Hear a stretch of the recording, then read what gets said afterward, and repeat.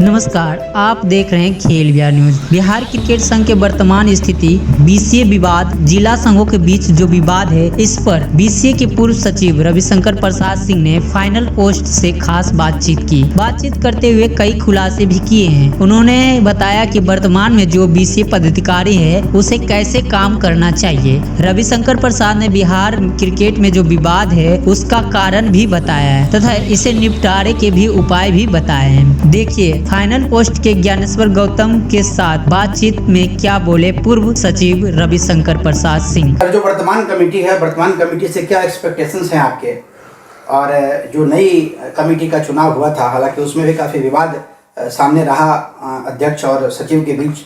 बाद में सचिव की बर्खास्तगी पे मुहर भी लग गया एथिक अफसर के कोर्ट में। तो सर अभी क्या स्थिति आपको लगता है कि क्या उम्मीद आप करते हैं नई कमेटी से कि नई कमेटी को किस तरीके से काम करना चाहिए ताकि बिहार का क्रिकेट एक सही तरीके से पटरी पर जा सके?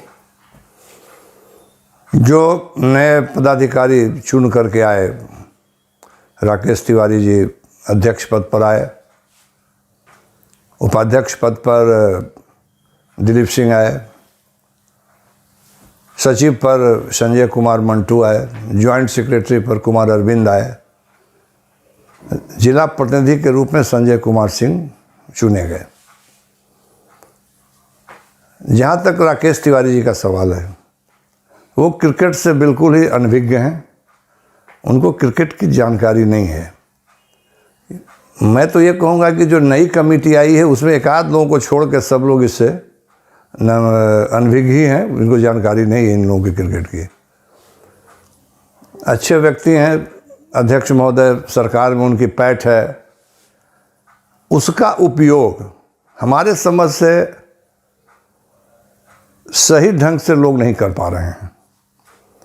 अगर सही ढंग से वो इसका उपयोग करें तो क्रिकेट का भला होगा बिहार में निश्चित तौर पर। जहाँ तक सचिव महोदय का सवाल है, एनर्जेटिक हैं लेकिन अनुभव की कमी है, जिसके कारण कि वो चाह करके भी बहुत कुछ नहीं कर पा रहे हैं।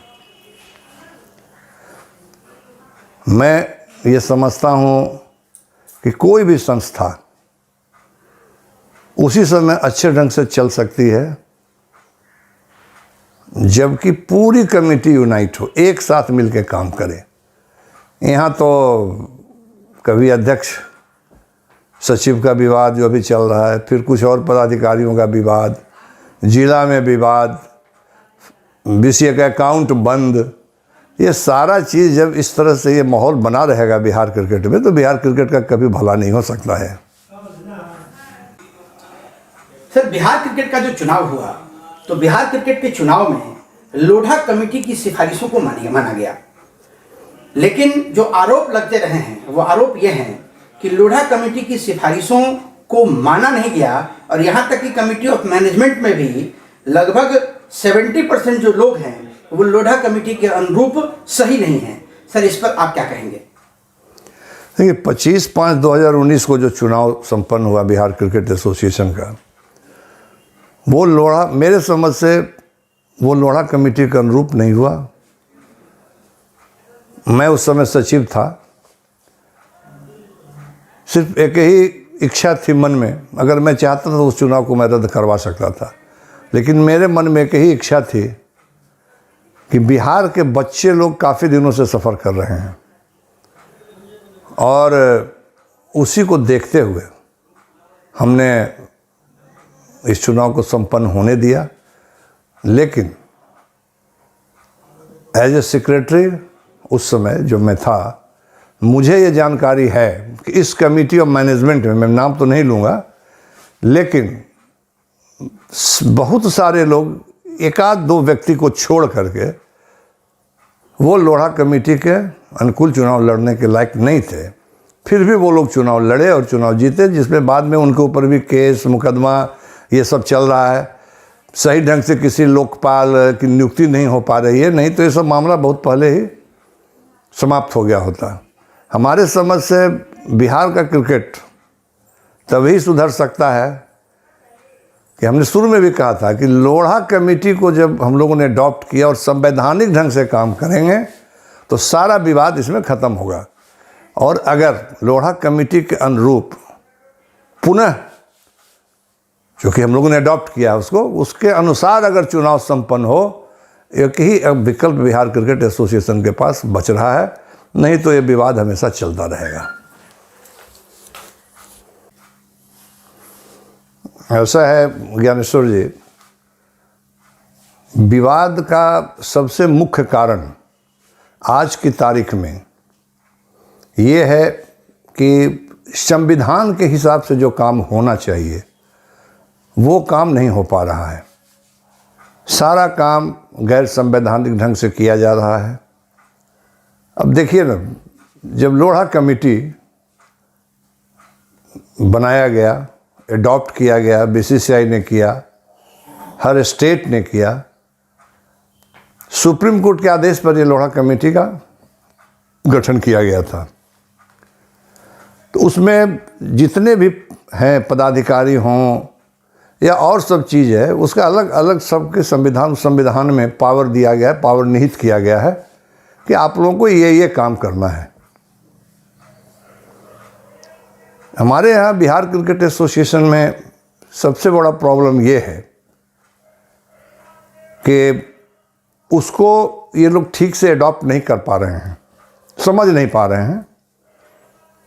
अब देखिए, बिहार में बहुत सारे ज़िला में, इसके पहले भी जब हम लोग भी थे तो उस समय विवाद था, और उस विवाद को ही निपटाने के लिए सुप्रीम कोर्ट ने एक ट्रिब्यूनल का निर्माण, ओम्बड्समैन का निर्माण संविधान में किया गया था कि किसी भी स्टेट में, बीसीसीआई में, कहीं भी अगर किसी एडमिनिस्ट्रेटर के बीच, मेंबर्स के बीच, प्लेयर्स के बीच, फ्रेंचाइजीज के बीच अगर किसी तरह का कोई विवाद होता है तो वो विवाद आपके ओम्बड्समैन जो है उसका निपटारा करें।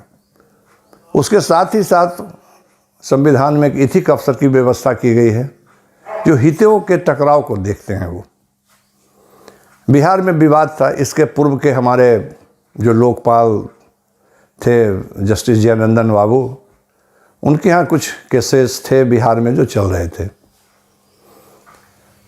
बिहार का चुनाव हुआ 25/5/2019 को एक एजीएम आहूत की गई, जो कि किसी भी स्टेट एसोसिएशन का सबसे बड़ा वो प्लेटफार्म है। उस प्लेटफार्म पे इलेक्शन के बारे में चर्चा हुई, इलेक्शन के रूल्स को अडॉप्ट किया गया, सारी चीज़ें उसमें हुई। जब इलेक्शन होने लगा तो उस समय जो हमारे इलेक्टोरल अफसर थे सिरोही साहब, उन्होंने जो वोटर अपने वेबसाइट पर पब्लिश किया, उन्होंने जिस पर उन्होंने ऑब्जेक्शन रेज किया, उस वोटर लिस्ट को न पब्लिश करके उन्होंने एक दूसरा वोटर लिस्ट पब्लिश कर दिया। जो विवादित जिला थे जिस पर कि हमारे लोकपाल ने 13/4/19 को एक आदेश दिया था कि जो कंप्लेनेंट हैं उनको एजीएम में बैठने की अनुमति नहीं दी जाएगी, लेकिन वोटर सारे वही हो गए। ये विवाद बढ़ता चला गया और जब तक उसके बाद फिर आपका चुनाव संपन्न हुआ, नए पदाधिकारी लोग आए, आने के बाद नए आपके लोकपाल भी आए, उनका भी कार्यकाल बहुत ज़्यादा दिन नहीं रहा, वो भी विवाद में पड़ गए, क्योंकि सचिव और अध्यक्ष के बीच में डिफरेंसेस पैदा हो गया, जिसके कारण कि उनके भी कार्य पर हाईकोर्ट से रोक लगा दिया गया। फिर एक नए लोकपाल आए राघवेंद्र बाबू, वो भी ठीक से भी पूर्ण रूप से काम नहीं कर पा रहे क्योंकि उनके पास कोई कागजात नहीं है। जब तक बिहार में इन जिलाओं के विवाद को लोकपाल के द्वारा इसका निष्पादन, जो कि अधिकार सिर्फ उनको है, अगर नहीं होता है तब तक ये विवाद आपका चलता रहेगा। सर, अध्यक्ष राकेश कुमारी तिवारी से क्या एक्सपेक्टेशंस हैं आपके? जब अध्यक्ष महोदय चुनाव लड़ रहे थे, राकेश तिवारी जी, हम लोग उनसे पूरी तरह यूँ कहिए कि हम लोग अनभिज्ञ थे उनके बारे में। लेकिन धीरे धीरे समय बीतता गया, हम लोगों को जब उनके बारे में जानकारी मिलने लगी तो हमने पहले भी कहा है आपको कि क्रिकेट की जानकारी उनको नहीं है। अगर सही ढंग से उनका इस्तेमाल किया जाए तो बिहार क्रिकेट को फ़ायदा होगा। उन्होंने भी गलती की, कुछ ऐसे लोगों के बहकावे में आ गए जो कि जिनको कि क्रिकेट से कोई मतलब कभी नहीं रहा है।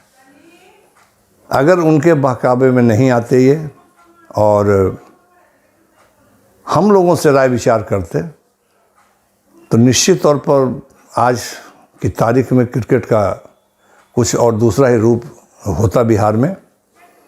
और मैं तो ये कहूँगा कि अगर उनको हम लोगों की ज़रूरत हो तो हम लोग उपलब्ध हैं। अगर वो समझते हैं कि राय लिया जाए तो राय दे सकते हैं हम लोग, ऐसी बात नहीं है। हम लोग क्रिकेट के लिए हैं, हम लोगों ने सब दिन क्रिकेट ही किया है और उसके लिए हम लोग समर्पित हैं।